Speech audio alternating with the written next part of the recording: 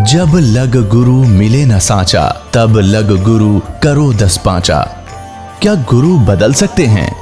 क्या गुरु बदलने से पाप लगता है? अध्यात्म के इस मैदान में आखिर सही गुरु कौन है? गीता जी में वर्णित तत्वदर्शी संत कौन है? इन सभी प्रश्नों के उत्तर जानने के लिए अवश्य सुनिए जगत गुरु तत्वदर्शी संत रामपाल जी महाराज के मंगल प्रवचन। सतगुरुदेव की जय। सर्व संगत से प्रार्थना है, सत्संग प्रारंभ हो रहा है।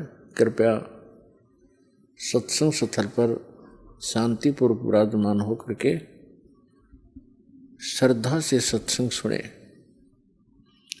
परमेश्वर की प्यारी आत्माओं से पुनर्निवेदन है, सत्संग प्रारंभ हो रहा है। कृपया सत्संग स्थल पर शांतिपूर्वक विराजमान होकर के श्रद्धा से सत्संग सुने। सत सही सतगुरुदेव की जय। बंदी छोड़ कबीर परमेश्वर जी की जय। बंदी छोड़ गरीबदास जी महाराज जी की जय। स्वामी राम देवानंद जी गुरु महाराज जी की जय हो।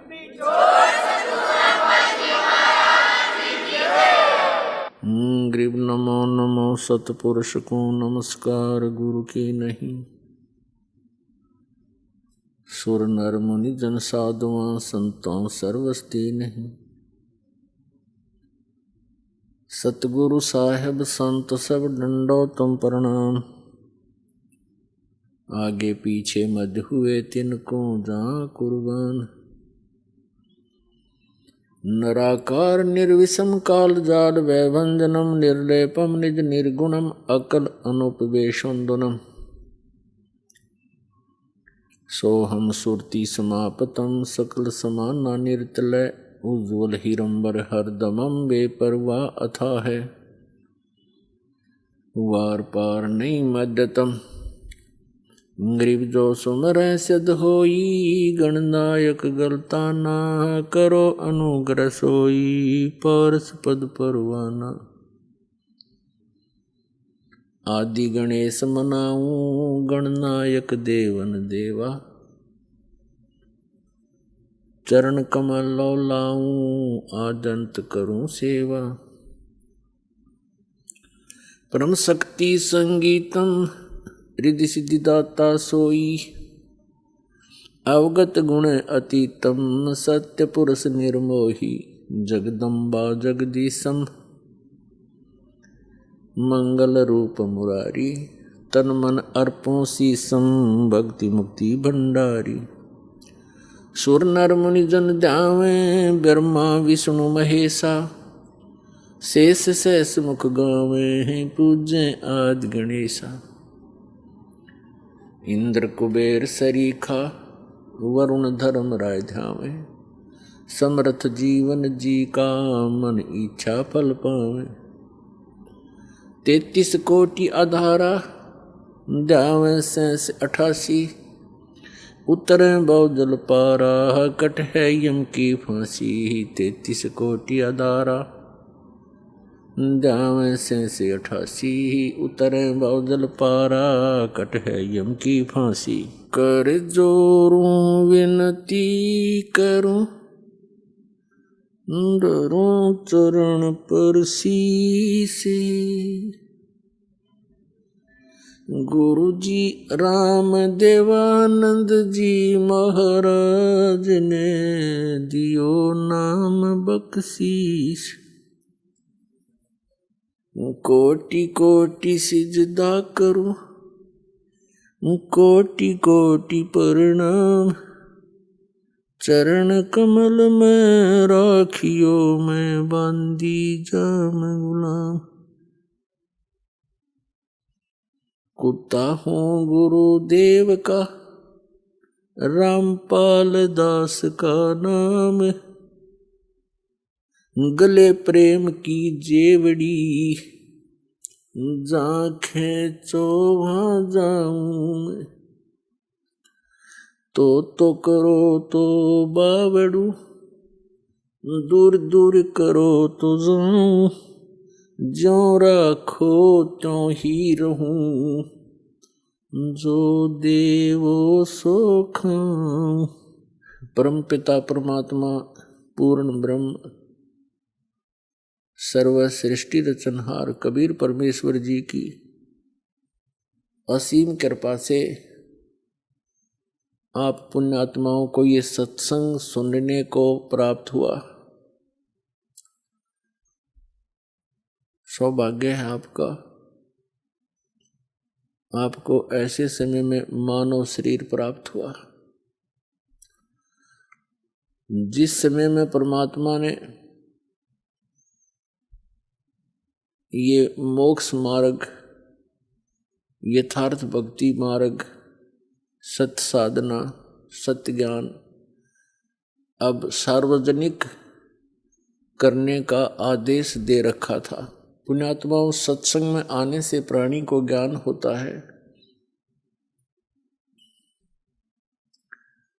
ये मानव शरीर अन्य प्राणियों की तुलना में कितना भिन्न है, इसमें हमें कितनी सुविधाएं प्राप्त हैं, इसका कारण क्या है? वही आत्मा पहले मानव शरीर में थे, अब वो चले गए पशु और पक्षियों की योनियों में। वो क्यों चले गए और क्या हम नहीं चले जाएंगे? तो यदि हम भी उन योनियों को प्राप्त करेंगे तो कितना कष्ट आप जी को होगा। अब तो आप मानव शरीर प्राप्त हैं, सब सुविधाएं उपलब्ध हैं,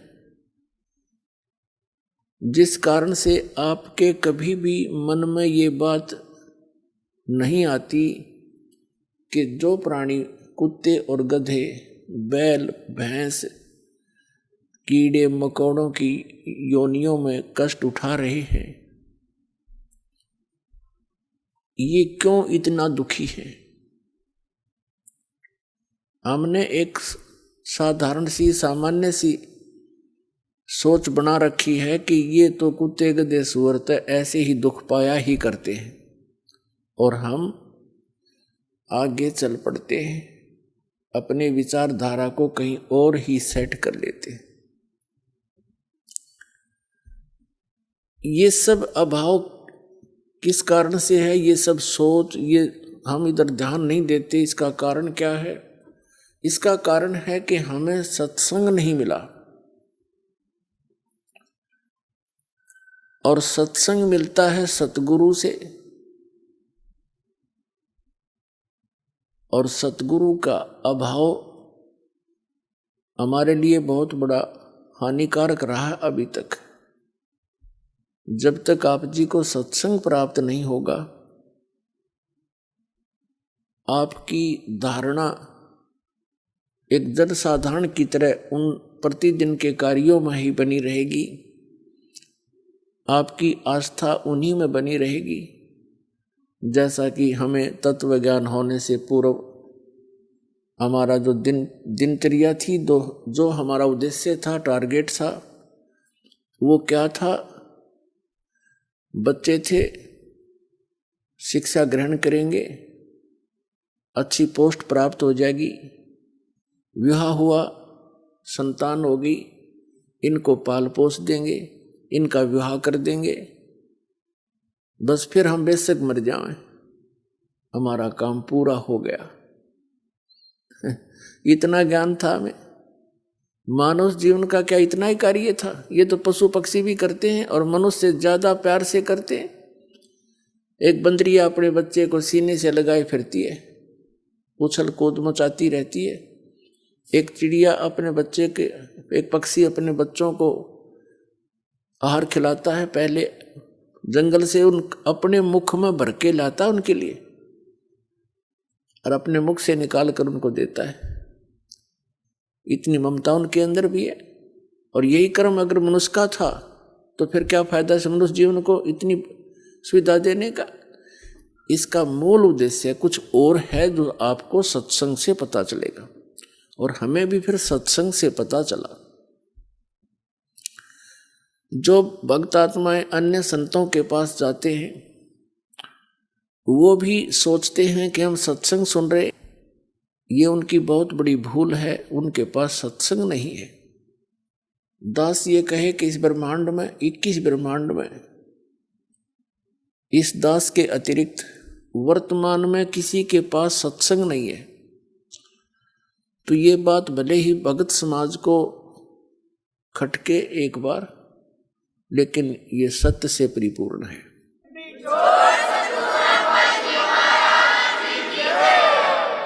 और धीरे धीरे इसकी सार्थकता, इसकी सत्यता आपके पास पहुंचेगी। फिर आप इस दास के इन वचनों को सुनकर आंखों से आंसू बहाया करोगे कि सचमुच वो ज्ञान था, उनको कह कह का पता नहीं, लाखों लोगों को भ्रमित किए बैठे हैं वो लोग। अब सत्संग है या असत्संग है, इसका ज्ञान कहाँ से होगा? उसके लिए परमात्मा ने स्वयं आकर के ज्ञान दिया है, कबीर भगवान ने, कबीर परमेश्वर जी ने। उस समय वो परमात्मा स्वयं सतगुरु रूप में आए थे, लेकिन वो परमात्मा भी थे।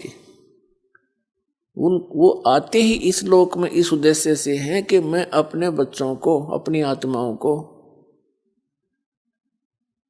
अपनी जानकारी स्वयं बताऊं, सत्य सत्य बताऊं, सच्ची साधना इनको बताऊं, और ये इस साधना इस विधि से करके, इस प्रकार मर्यादा में रह करके ये यहाँ काल के जाल से निकलकर सतलोक आ जावे।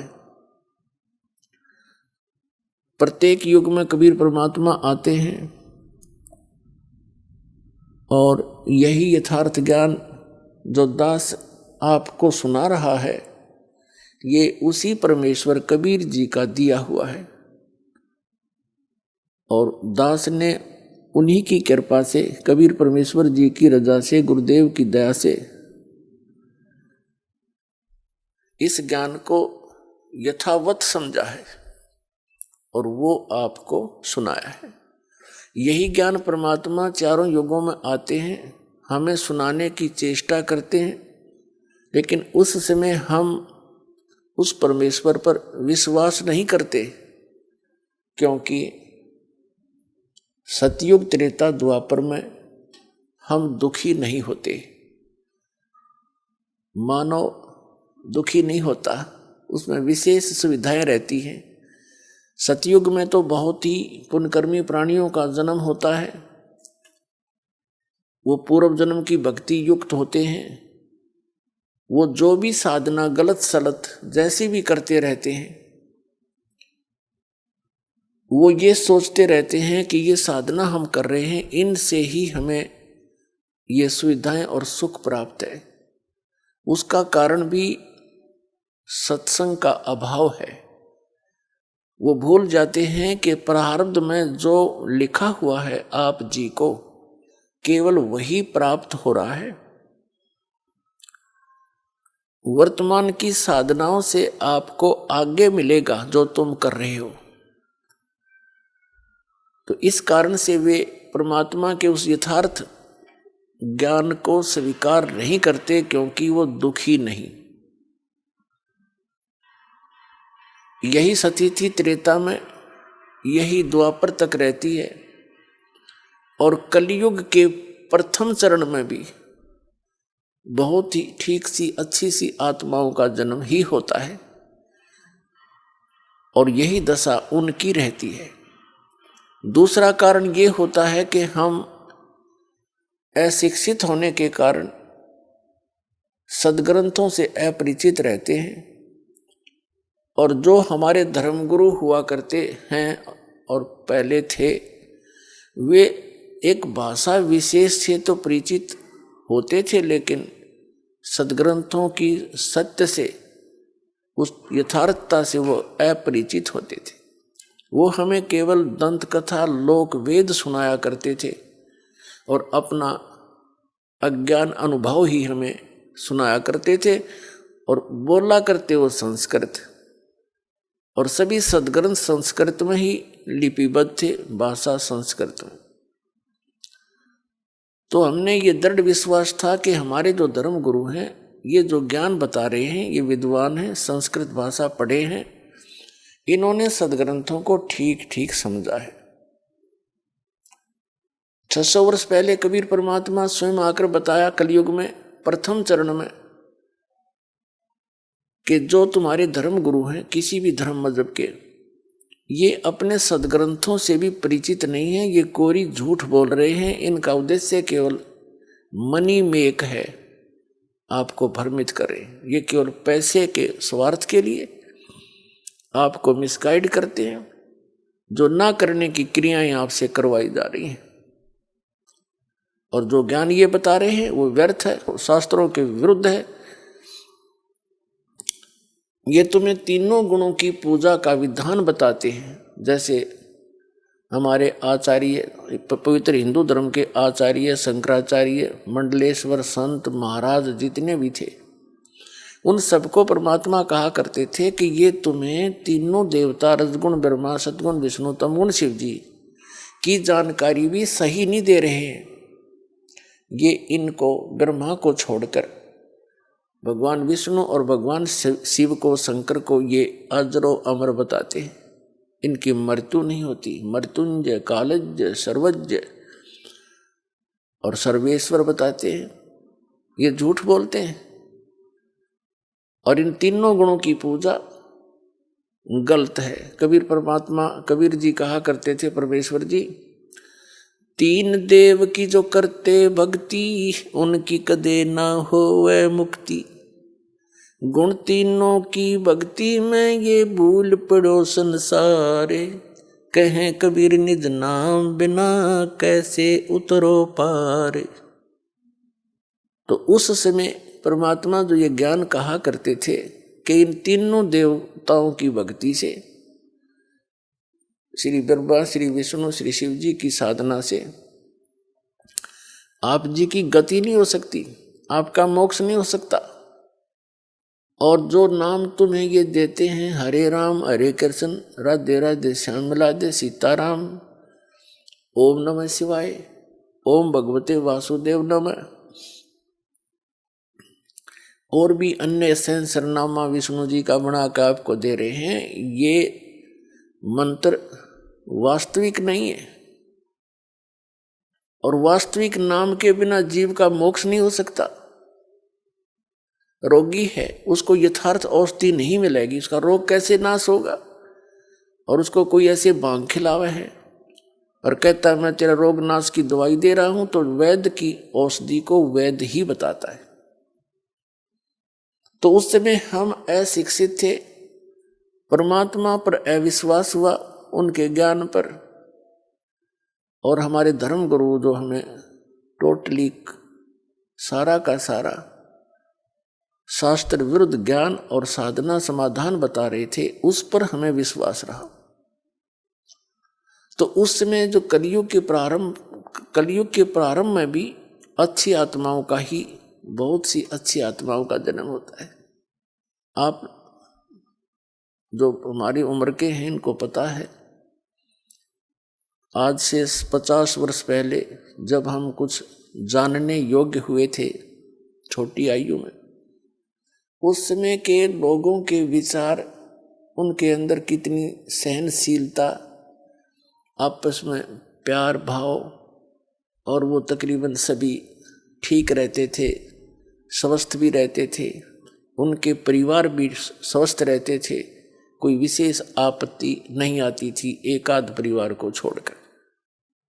तो वो अच्छी आत्माएं थी, उनके पिछले जन्म के संस्कार ही उनको प्राप्त थे, और वो बिल्कुल भक्ति भी नहीं करते थे, क्योंकि दास का जन्म जिस वर्ण में हुआ है, इस किसान जाट वर्ण में, तो भक्ति नहीं करते थे। विशेषकर जो दास का जन्म सोनीपत डिस्ट्रिक्ट हरियाणा में हुआ, तो वहाँ से खूब परिचित है उन व्यक्तियों से। अच्छी आत्माएं थी, कर्मठ थे, उनका विधान केवल इतना ही था, अपना कर ले और खा ले कर दे दे। इसमें वो दृढ़ थे, लेकिन भक्ति के आसपास नहीं थे। और फिर भी सबको सारी सुविधाएं थी, बच्चे भी ठीक थे, उनके आगे संतानें भी थी एक आधे को छोड़कर। और वो बिल्कुल भक्ति नहीं करते थे, सारा दिन होका पाड़े, ताश खेल, या कि मैं और बात बतलावे। राम नाम तो उनका मुंह पकड़े, दास ने सुना नहीं। रिश्तेदारियों तक का भी खूब ज्ञान है मुझे, और घर का भी, अपने परिवार का और अपने गांव का। क्या हो गया को सारे गांव में 10-20 व्यक्ति कोई धार्मिक से, वो अलग बात है। वो भक्ति करते हों, वो भी जैसे लोक वेद की। तो कहने का भाव यह है कि वो अच्छी आत्माएं थी, और वो साधना करते या ना करते उनको सब सुविधाएं प्राप्त थी। तो ऐसे ही परमात्मा जब आए तीनों युगों में और चौथे युग कलयुग में, उस समय ये प्राणी घना दुखी नहीं था। और परमात्मा के उन वचनों पर विश्वास इसलिए भी नहीं हुआ क्योंकि वो अशिक्षित थे। और जो विशेष थोड़े बहुत दुखी थे, वो परमात्मा की शरण में आए और सुखी हो गए। अन्य जो ठीक उनका सुविधा थी, वो परमात्मा की शरण में नहीं आए। केवल दुखी व्यक्ति ही कबीर परमात्मा की शरण में उस समय आए। और वो अशिक्षित होने के कारण भी परमात्मा को परमात्मा नहीं मान सके। उनको सुविधाएं भी बहुत दी जो दुखी टाइप के व्यक्ति थे। तो कहने का भाव दास का इस सारे विचारों का निष्कर्ष ये है कि उस समय परमात्मा द्वारा बताई गई साधना को हम स्वीकार नहीं कर सके, क्योंकि जो साधनाएं अन्य व्यक्ति जो परमात्मा कबीर जी की शरण में नहीं आए थे, जो अन्य जो भी साधना कर रहे थे, वो उनसे भी उनको राहत थी पूरी। लेकिन वो सोच रहे थे इस साधना से हमें राहत है, वो थे उनके प्रारब्ध के संस्कार, उन्हीं से उनको जो कुछ हो रहा था उसी से वो संतुष्ट थे कि मैं जो मंदिर में जाता हूँ इसी से मुझे लाभ है, कोई मैं गायत्री मंत्र जाप करता हूँ इसी से मुझे सब कुछ मिल रहा है। तो ये उनके तत्व ज्ञान के अभाव का कारण था, उनको तत्व ज्ञान नहीं था। और जो दुखी थे, महादुखी थे, वो कबीर साहब की शरण में आकर सुखी हो गए। उनको सिर्फ इतना सहारा मिल गया कि हमें ये सिद्ध पुरुष है और हमें राहत मिल गई। दूसरे दुखी नहीं थे, वो आए नहीं, कहने लगे हमें तो जो साधना कर रहे हैं वो बिल्कुल सही है। तो इस प्रकार इस तत्व ज्ञान का अभाव यानी सत्संग की कमी और अशिक्षा, ये हमारे लिए अभी तक आड़े अड़ी रही भगवान के पहचानने में और भगवान के इस ज्ञान को जानने में। परमेश्वर कबीर जी ने 600 वर्ष पहले अपनी प्यारी आत्मा धर्मदास जी से कहा था कि धर्मदास, जब कलयुग की बिचली पीढ़ी का समय आएगा, उस समय इनको शिक्षित किया जाएगा और उस समय इनको मैं पुनः आऊंगा और यथार्थ ज्ञान कराऊंगा। क्योंकि धर्मदास जी बड़े चिंतित थे, विशेषकर उस समय चिंतित हुए जिस समय परमात्मा ने एक लीला की थी कबीर जी ने, ये देखने के लिए कि जो मेरी शरण में आए हैं उसमें 64 लाख शिष्य कबीर परमेश्वर जी के हुए थे। सन 1398 में कबीर परमात्मा जी सतलोक से चलकर आए थे और काशी शहर लहर तारा तालाब के अंदर कमल के फूल पर एक शिशु रूप धारण करके वो प्रकट हुए थे। उनके कोई माता पिता नहीं। वहाँ से एक नीरू नीमा नाम के जुलाहा पति पत्नी थे, वो परमात्मा को बालक को ले गए थे, वो निसंतान थे। और उनके घर परमात्मा लीलामय तरीके से परवरिश को प्राप्त हुए, बड़े होकर दुल्हे का कार्य करने लगे और साथ में जिस उद्देश्य को लेकर आए थे वो तत्व ज्ञान भी प्रचार करते थे, वो सतगुरु का रोल भी करते थे, जिस कारण से वो दुल्हा कहलाए। तो उस समय परमात्मा के शरण में जो भी आया, कुछ आशीर्वाद से, कुछ भगवान परमात्मा प्रथम मंत्र देते थे जो दास आपको देता है, इस 5 नाम का, बस इससे उनको बहुत लाभ हुआ। 64 लाख शेष बने थे केवल मालिक की इस चमत्कारी शक्ति को देखकर। फिर परमात्मा ने देखना चाहा था कि मैं देखूं ये मुझे एज ए गॉड ट्रीट करते हैं या एज ए एक संत, ये मुझे भगवान की तरह मानते हैं, मुझे ये भगवान स्वीकार किए हुए हैं, या मुझे एक सिंपल संत मानते हैं। परमात्मा को तो मालूम था ये क्या मानते हैं, लेकिन दिखाना चाह रहे थे धर्मदास को और अन्य अपने निज भक्तों को। परमेश्वर कबीर जी ने एक लीला की थी।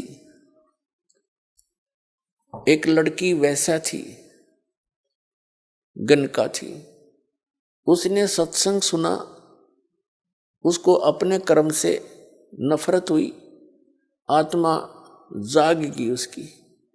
परमात्मा कबीर जी के चरणों में आई, अपनी सारी कहानी बता दी और प्रार्थना की, मालिक क्या मेरा भी, मेरे जैसी दुष्टा का भी उद्धार हो सकता है? कबीर परमात्मा ने कहा, बेटा आत्मा तो लाल है, ये कीचड़ में गिर जाती है तो जौहरी उसको साफ करके वैसा ही बना लेता है, कीमत में कोई अंतर नहीं होता। आगे गलती ना करना, पीछे जो बनी सो बनी, ये सफाई हो जाएगी। उस बेटी के यह बात समझ में आ गई। उसी दिन से अपना वो दुष्कर्म त्यागा और परमेश्वर कबीर जी की शरण में शिष्या बनकर अधिक से अधिक सत्संग श्रवण करने के लिए आने लगी। अब जब सत्संग के अंदर वो गणिका सुप्रसिद्ध काशी की वैश्या थी, सबको पता था, परमात्मा के सत्संग में आने लगी, कबीर जी के सत्संग में, तो उनके शिष्य ही उस लड़की को भला बुरा कहने लगे, तू यहां मत आया कर, बदनाम करवाएगी हैं। और तो उस लड़की ने परमात्मा जी से, गुरुदेव से कहा, गुरुदेव, वो सारी कहानी बताई कि कुछ भक्त, कुछ माई मुझे हे दृष्टि से देखते हैं और मुझे यहाँ आने के लिए मना करते हैं। तो परमात्मा ने सत्संग के माध्यम से सभी को बहुत कुछ संकेत दिए, बताने की चेष्टा की कि कुष्टी हो ऐ संत बंदगी कीजिए, हो वैसा के विश्वास चरण चित दीजिए। क्या बताते थे कि यदि कोई भक्त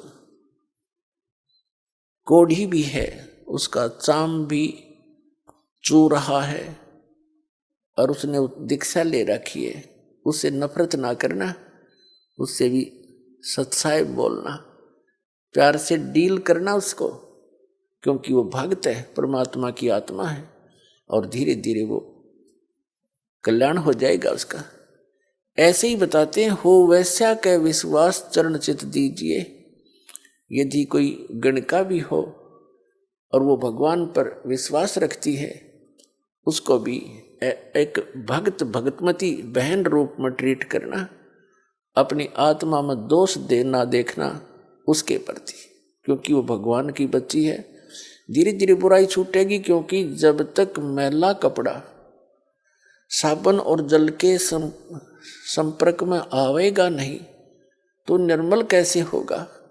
तो ये सत्संग एक जल और साबुन दोनों का काम करता है। यहाँ आएंगे, कोई शराब पीता है, कोई सिगरेट पीता है, कोई मांस खाता है, कोई रिश्वत लेता है, कोई चोरी करता है, कोई दुराचार करता है, यहाँ आएंगे, उनको पता चलेगा, उनकी आत्मा साफ होगी तो तभी बुराई छूटेगी। चाहे कोई डाके मारता है, चोर है, जब उसको पता चलेगा तू ऐसा जुल्म कर रहा है, इसको कहाँ भरेगा, कीड़े पड़ेंगे कुत्ता बनकर सिर में, खाज लगेगी, माया यही रह जाएगी, तू लूट लूट कर जा रहा है, ले जा रहा है, या कोई भी बुराई कर रहा है, उसका कितना भयंकर परिणाम तुझे भोगना पड़ेगा। तो अज्ञानता से गलतियां बड़े बड़े महापुरुषों से भी होगी, और अच्छी आत्माएं तुरंत त्याग देती हैं, सतर्क हो जाती हैं, आगे फूक फूक कर कदम रखती हैं। तो ज्ञान सत्संग से ही होता है। कोई भी यहाँ आओ, सत्संग एक ओपन सथल होता है, सबके लिए अलाउड है, और सत्संग सुनेंगे तो बुराई छूटेगी। बहुत कुछ परमात्मा समझाया करते थे, लेकिन एक और हमारे अंदर दोष है, हम गुरुदेव से अतिरिक्त अपने को ज्यादा बुद्धिमान मानने लग जाते हैं, और जब सुख हो जाता है, क्योंकि ये तो एक सुख का सागर है कबीर परमात्मा, इनकी शरण में आने से जीव को सुख तो होगा ही होगा। जैसे एसी रूम है, एयर कंडीशनर, और उसके अंदर कोई आता है गर्मी में, उसमें तो आती इसको राहत मिलेगी मिलेगी, वो वातावरण ऐसा है। तो सुख होते ही हमारे अंदर एक दोष है, हम भगवान से ही दूर होना प्रारंभ कर देते हैं। तो कबीर साहब कहते हैं वो दुख भी वो सुख भी आपके लिए आपके लिए जो है ना, एक बहुत बुरा सिद्ध हो गया, अभिशाप बन गया आपके लिए। तो यही कारण रहा कि वो लोग परमात्मा के सुने हुए वचनों पर अमल कम करने लगे, और अपने मते से अधिक व्यवस्था करने लगे सत्संग के अंदर। और ये सबसे बड़ी मार खाता प्राणी, अपना अपना मता नहीं चल सकता, या तो जो सतगुरु का आदेश हो उसी को सिरोधार्य रखे। यदि हम इसे बुद्धिमान होते तो पहले यहाँ इसी ज्ञान को ग्रहण किए होते, हम पहले बुराइयां छोड़ चुके होते। ऐसा निर्मल ज्ञान जो परमात्मा कबीर जी ने दिया, ये हमें पहले ही प्राप्त होता। अब दो बात सीख ली विद्वान पाक के, और अपनी हिम्मती से फिर आप चलोगे, ये यहाँ ऐसा ठीक नहीं, यहाँ ऐसा होना चाहिए, खाक होना चाहिए। जो व्यवस्था सतगुरुदेव कराते हैं वो सिरोधार्य होनी चाहिए भगत के लिए, और जो आदेश थे वो सिरोधार्य होना चाहिए। भक्त भक्त ही होता है। तो नहीं, उनके गले उतरी नहीं यह बात, परमात्मा समझ गए कि ये अब भक्तिहीन हो गए हैं, क्योंकि गुरु जी के वचन की अवहेलना करने से नाम खंडित हो जाता है। इन सभी समीकरणों को देखकर परमात्मा ने एक दिन सोचा कि ला इनकी अच्छी तरह फड़क निकाल दूं, क्योंकि जो आत्मा जैसे कोई बुराई घनी कर रखी हो तो उसने अपने पाप दिखाई देते हैं। वो ज़्यादा से ज़्यादा सत्संग अटेंड करता है, ज़्यादा से ज़्यादा सेवा करने की चेष्टा करता है, और जैसा उसका सामर्थ्य है वो दान धर्म भी खूब करने की चेष्टा करता है। तो बहन जो गणिका थी वैसा थी, वो परमात्मा के अति निकट आकर के सत्संग सुनती थी, मुँह की तरफ देखती रहती थी भगवान के वचनों को, क्योंकि उसने तो वो ज्ञान कदे सुना नहीं था। उसकी तो आत्मा प्यासी थी, 50 साल की उम्र होली थी उसकी, सारे बुराई करते करते। तो उसके कारण वो सभी जो मूर्ख टाइप के व्यक्ति थे संगत में, उन्होंने औरों को भी भ्रमित कर दिया कि ये लड़की यहाँ ठीक नहीं है, गुरुजी बदनाम हो जाएंगे, ये हो जाएगा। तो परमेश्वर कबीर जी ने सोचा लाइन की फड़क निकाल दूं। यदि मुझे ये अपने ही जैसा मान रहे हैं तो फिर इनको मेरे साथ रहने की आवश्यकता ही नहीं है। एक दिन कबीर परमेश्वर जी ने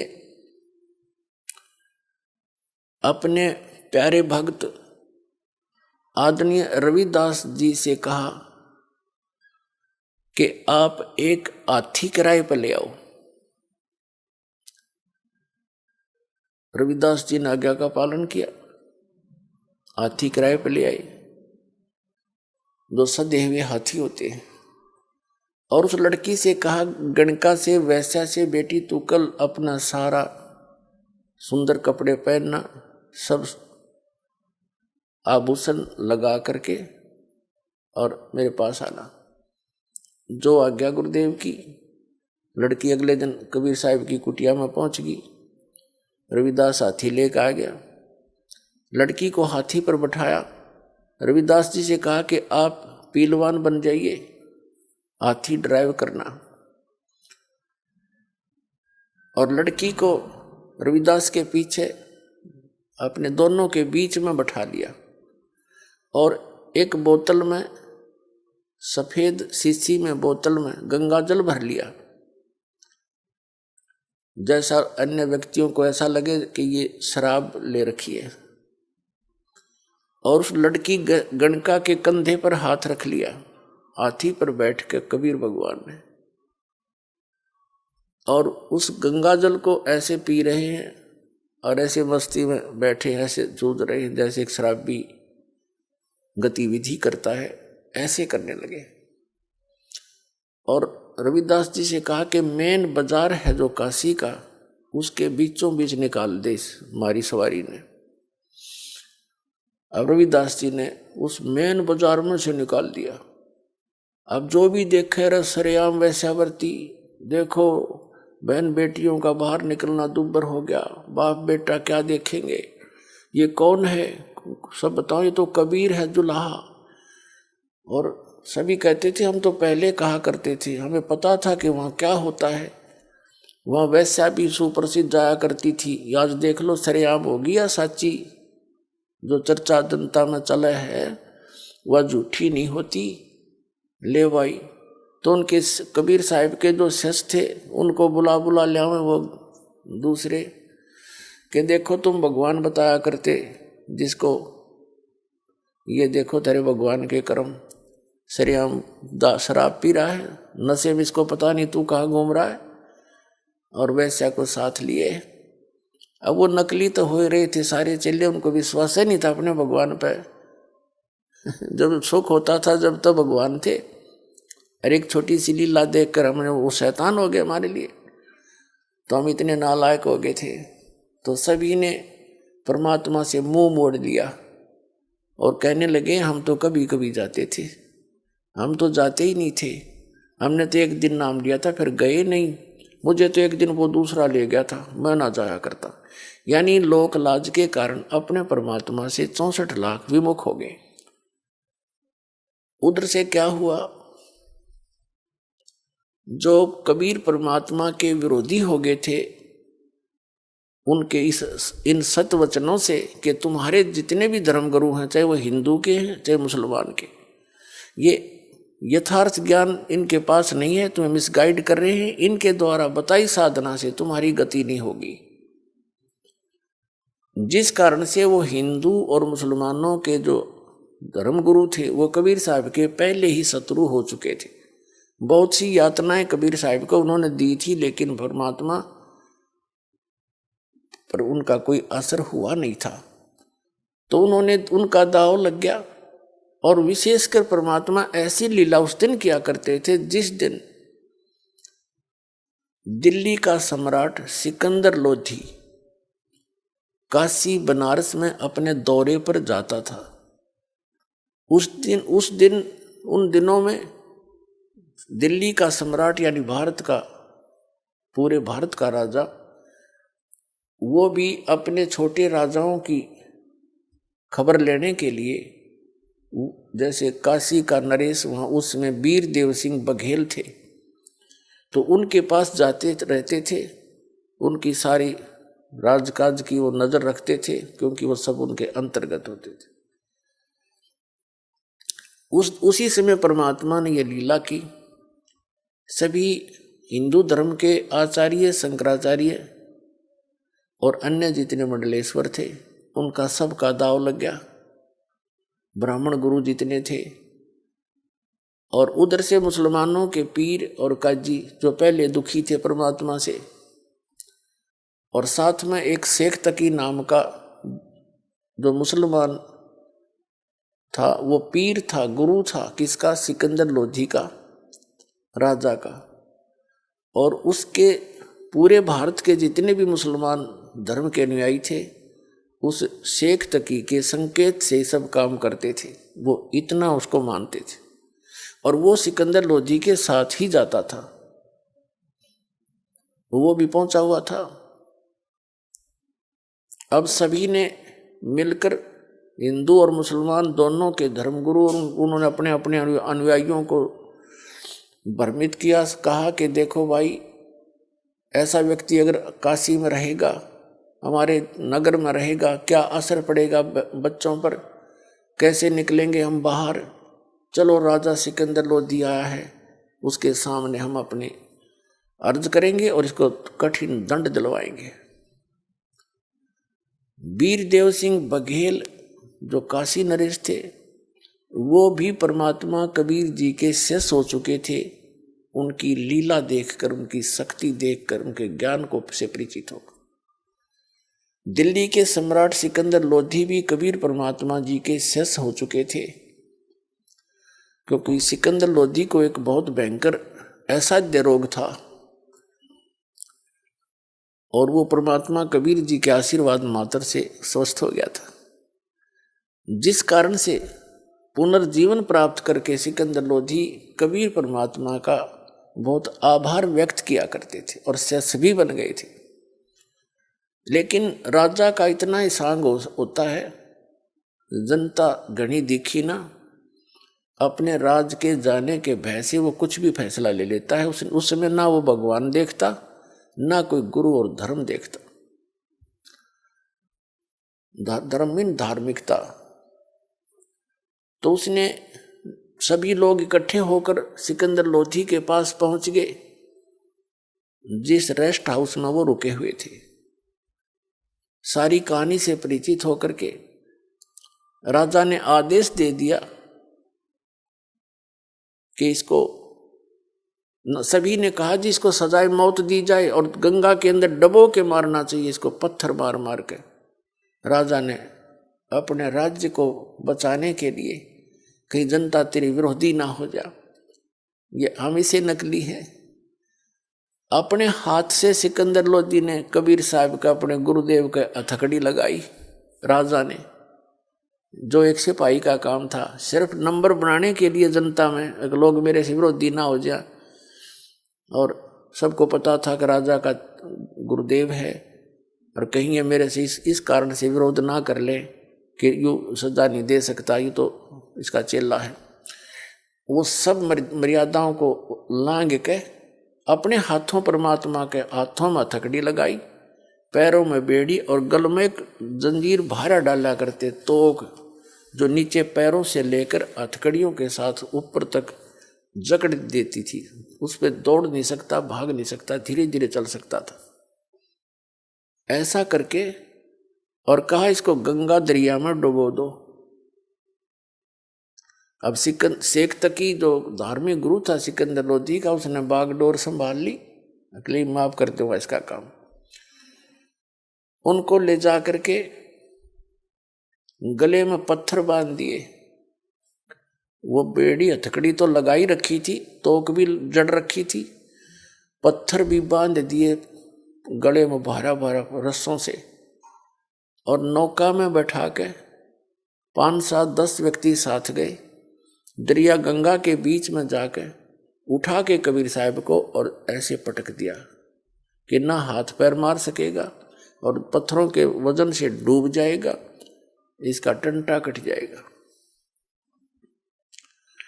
उन्होंने ऐसे पटका गंगा के अंदर, दरिया के अंदर, सभी हथकड़ी बेड़ी अपने आप टूट गई। पत्थर बांध रखे थे वो टूट गए, वो दरिया में डूब गए। और कबीर साहब ऐसे बैठे हैं उस गंगा के जल के ऊपर जैसे थल पर बैठा करते हैं, आसन पद्म लगा के। नीचे से लहर जा रही है, परमात्मा सुरक्षित बैठे। अब नौका वाले वापस आ गए। अब लोगों ने देखा कि डूबा नहीं। पहले तो ये सोचा कि अब डूब जाएगा थोड़ी सी देर में, पत्थर वत्थर नीचे खींचेंगे इसको। जब देखा कि इतना डूब रहा है, ना इसको हथकड़ी रही है, तो सबने कहा कि पत्थर मारो, पत्थर मारो। किनारे से लोगे पत्थर मारने, और पत्थर वहां कहाँ जहाँ थे, बीच में 200 फुट की दूरी पे। फिर कहा कि तीर लाओ, गोली लाओ, बंदूक से मारो। तीर ले आया, कोई बंदूक ले आए, और वहां गोली मारे परमात्मा के ऊपर। जब तीर और इनसे नहीं मरे, बंदूक गोलियों से, तब उन्होंने कहा सबने मिलकर के, राजा तोप मंगाई जाए। अब तोप यंत्र लाके खड़ा कर दिया, उसमें गोले डालने, कबीर साहब के ऊपर दाग गए। वो गोला या तो वहीं गिर जाए फंस, या कबीर साहब से 100 200 300 फुट दूर जाके गंगा में गिरे, क्योंकि वहां बहुत चौड़ाई है गंगा दरिया की जहां पर वो ये क्रिया कर रहे थे। और यह इतनी दूर जा पड़े किसी तालाब सरोवर में, आसपास के जो गंगा जल से भरे हुए उसके कारण भर जाते थे आसपास के। ऐसे परमेश्वर की लीला को आदरणीय गरीबदास साहिब जी, गांव छुडानी, जिला झज्जर, हरियाणा वाले ने परमात्मा से परिचित उस ज्ञान से समझकर, जानकर यथार्थ रूप में वर्णन किया। यहाँ थोड़ा सा वर्णन आदरणीय गरीबदास साहिब जी का आपको देते हैं, क्योंकि पुण्यात्माओं, आज तक आपने कौड़ियों को तो लाल समझ रखा था, और लाल को हमने कौड़ी जानकर कहीं फेंक रखा था कूड़े में। अब दास ने पहचाना उस लाल को, क्योंकि लाल के गुणों से परिचित हुआ, और उस लाल को उठाकर बाप को आपके सामने ला रहा हूं कि जिनको तुम लाल समझकर लिए हुए हो, वो लाल नहीं है, वो समर्थ भगवान नहीं है। और समर्थ के बिना कोई सुख हो ही नहीं सकता, आपकी गति नहीं हो सकती, आपके यहाँ भी पाप नाश नहीं हो सकते, आपके प्रारब्ध के जो पाप कर्म है वो नहीं कट सकते, और आप सुखी नहीं हो सकते, यहाँ भी दुख और आगे भी आप दुखी होगे। केवल समर्थ कबीर परमात्मा से ही आपको यहाँ भी सुख मिलेगा। आप जो प्रारब्ध के कष्ट के कारण, आप पाप के कारण आप कष्ट में हैं, और जब तक ये पाप नाश नहीं होगा, इतने कष्ट मिटे नहीं। जैसे कोई रोगी किसी रोग से पीड़ित है, और रोग जब तक नहीं कटेगा वो सुखी हो ही नहीं सकता। तो ये प्रारब्ध का जो पाप है, ये एक रोग आपका, जिस कारण से इसके कारण से जो आपको कष्ट है, कोई घर में समस्या है, कोई धन हानि हो रही है, या कोई पुत्र में गड़बड़ है, या पुत्र वधू का दिक्कत है, तो इस तरह की जो प्रारब्ध कर्म पाप के कारण दुख है, ये पाप नाश होने से सुख होगा। तो पाप नाश केवल कबीर परमात्मा ही कर सकता।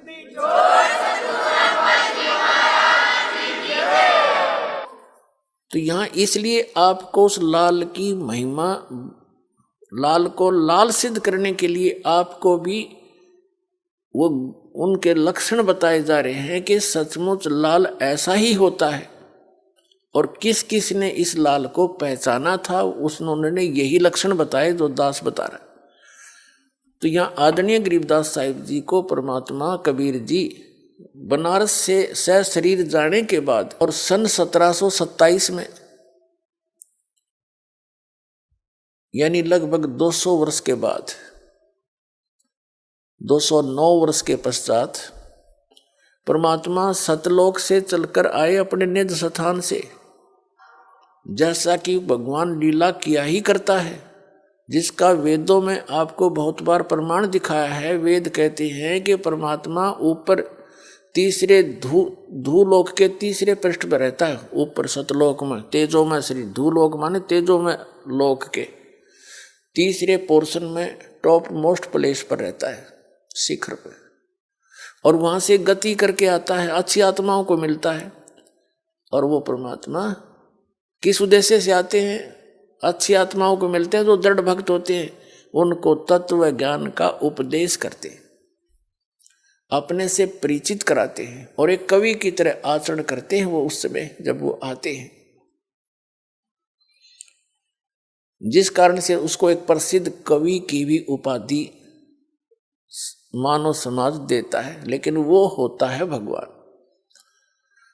इसी अपनी लीला के कारण, अपने गुणों के कारण परमात्मा कबीर जी सतलोक से चलकर आए थे। गरीबदास महाराज जी गांव छुड़ाने जिला झज्जर वाले 10 वर्ष के बालक थे। अपने ही खेतों में गौवें चरा रहे थे। अपने ही सैकड़ों की संख्या में गौवें थी। किसान जाट के घर जन्म था आदरणीय गरीबदास साहिब जी का। जमीन बहुत थी उनके, लगभग 1400 एकड़ जमीन थी और उसमें वर्षा होगी तो कनक हो जाती थी, नहीं तो चरागाह ही ज़्यादा रखते थे। पशुपालन का काम करते थे। गौवें सैकड़ों की संख्या में थी। आप भी पाली थे गरीबदास साहिब जी 10 वर्ष के बच्चे, और साथ में कुछ उनके नौकर भी जो होते थे वो, और साथ में गांव वाले भी अपनी गौओं को अलग से लेकर उन्हीं के खेतों में चराया करते थे, क्योंकि बहुत ज़्यादा अक्षेत्र था उनके पास। तो सभी वहाँ गौवें चरा रहे थे। सतलोक से परमात्मा चलकर आए, आदरणीय गरीबदास साहिब जी से मिले। 10 वर्ष के बालक को तत्व ज्ञान समझाया। उनकी प्रबल इच्छा हुई कि मैं भी उस सचखंड को देखूं जहाँ से आप आए हो। आप इतना सुख बता रहे हो, वहाँ किसी चीज़ का अभाव नहीं, वहाँ सदाबहार वृक्ष हैं, सदाबहार फल फ्रूट हैं, वहाँ कोई वर्द नहीं होता, वहाँ मृत्यु नहीं होती, सुंदर शरीर है, ये नाड़ी तंत्र से बना हुआ वहाँ का बॉडी नहीं है। तो तुम वहाँ चलो बच्चा, वहाँ सदा सुखी रहोगे। यहाँ तो असंग बार मर लिए, जन्म लिए। इससे प्रभावित होकर गरीबदास बालक की बहुत जबरदस्त प्रेरणा हो जो ना वो प्रेरणा बनी और इच्छा हुई कि मैं भी आपके साथ वो सतलोक चलूं। कबीर साहब उस आत्मा को लेकर के सचखंड गए, सारे ब्रह्मांड दिखाए और फिर अपनी शक्ति से उनके अंदर अपना तत्व ज्ञान फीड कर दिया, उनकी दिव्य दृष्टि खोल दी। उधर से 10 वर्ष के बालक को मृत जानकर चिता के ऊपर रख दिया था गरीबदास साहिब जी के शव को, बॉडी को। अग्नि लगाने ही वाले थे। उसी समय कबीर परमात्मा जी ने उस आत्मा को वापस भेज दिया और चिता के ऊपर से उठकर चल पड़े गरीबदास साहिब जी, और आंखों देखा जो भगवान ने उनको दिखाया, उस ज्ञान का वर्णन करने लगे, वाणी बोलने लगे, जो कबीर गॉड गिवन है।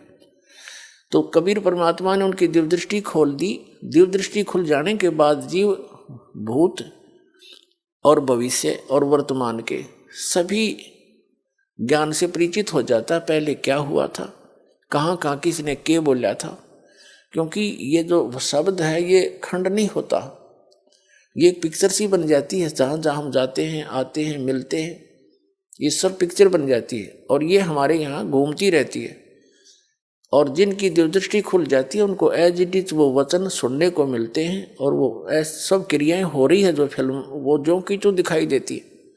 उसमें अंतर इतना होता है कि वो अपनी लैंग्वेज में फिर वहाँ बोलकर सुनाते हैं अन्य समाज को, बाकी घटना जो की तो होती। इसी प्रकार आदरणीय गरीबदास साहिब जी ने परमात्मा की इस लीला को, जो उन्होंने हाथी पर बैठकर गणका यानी वैश्या को बीच में बैठाकर लीला की थी, फिर उनको दरिया में डुबोने की कुचेष्टा की थी नालाकों के कारण, वो सारा चित्रण बड़े प्यार से किया हुआ अपनी अमृतवाणी में परमात्मा से प्राप्त दिव्य दृष्टि के द्वारा। पुण्यात्माओं, जैसे लाखों वर्षों पहले श्री रामचंद्र जी ने जो लीला की थी, जिसको रामायण कहते हैं,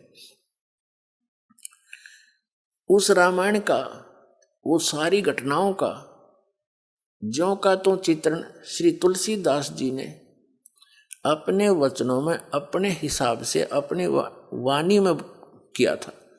तो वो सबको मान्य है कि जो तुलसीदास जी ने लाखों वर्ष के बाद उस समय चल रही चलचित्र की तरह वो सारी घटनाओं को देखकर और लिखा था और सत्य माना जा रहा है।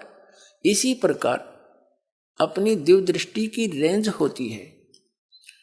जैसे एक सूक्ष्मदर्शी होती है, एक दूरदर्शी होती है, तो दूरदर्शी का भी, दूरबीन का भी अपनी रेंज होता है, क्षमा होती है। कोई तो 1 किलोमीटर तक दिखा सकती है, कोई 100 फुट तक ही दिखा सकती है, देख सकती है। और कोई ऊपर के ग्रहों तक भी देख लेते यहाँ से बैठे, उनकी इतनी अक्षमता होती है। इसी प्रकार कबीर परमात्मा द्वारा प्राप्त उस दिव्य दृष्टि की रेंज गरीबदास जी को जो मिली थी वो सबसे ज़्यादा थी। अरबों खरबों वर्षों पहले के ज्ञान, सतलोक से क्या हुआ, कब हुआ, कैसे हुआ और भविष्य में क्या होगा, वो सारा आदरणीय गरीबदास साहिब जी ने अपनी अमृतवाणी में तुलसीदास जी की तरह लिखा, जो हमें मान्य है और होना चाहिए। वो सुना। अब क्या बताते हैं,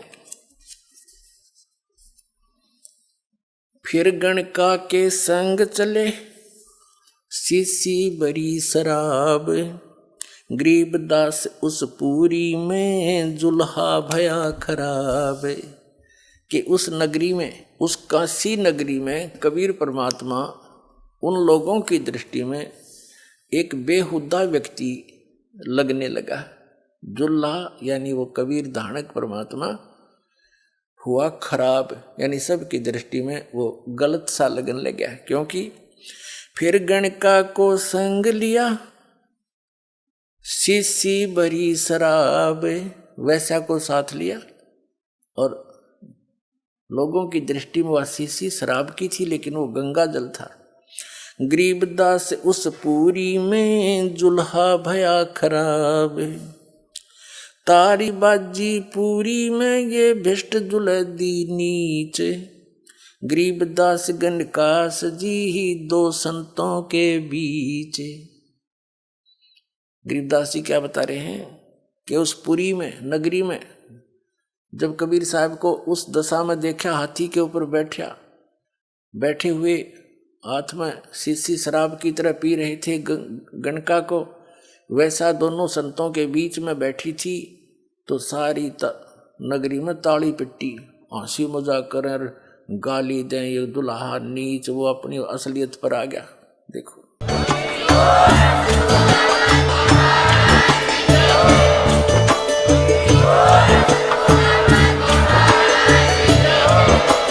आप सुन रहे थे जगत गुरु तत्वदर्शी संत रामपाल जी महाराज जी के मंगल प्रवचन। अधिक जानकारी के लिए विजिट कीजिए हमारी वेबसाइट www.jagatgururampalji.org। संत रामपाल जी महाराज जी के शुभ आशीर्वाद से पूरे विश्व भर में 500 से भी ज्यादा नाम दीक्षा केंद्र हैं, जिन पर संत रामपाल जी महाराज जी द्वारा ऑनलाइन निशुल्क नाम दीक्षा दी जा रही है। अपने नजदीकी नाम दीक्षा केंद्र का पता करने के लिए संपर्क करें 8222880541।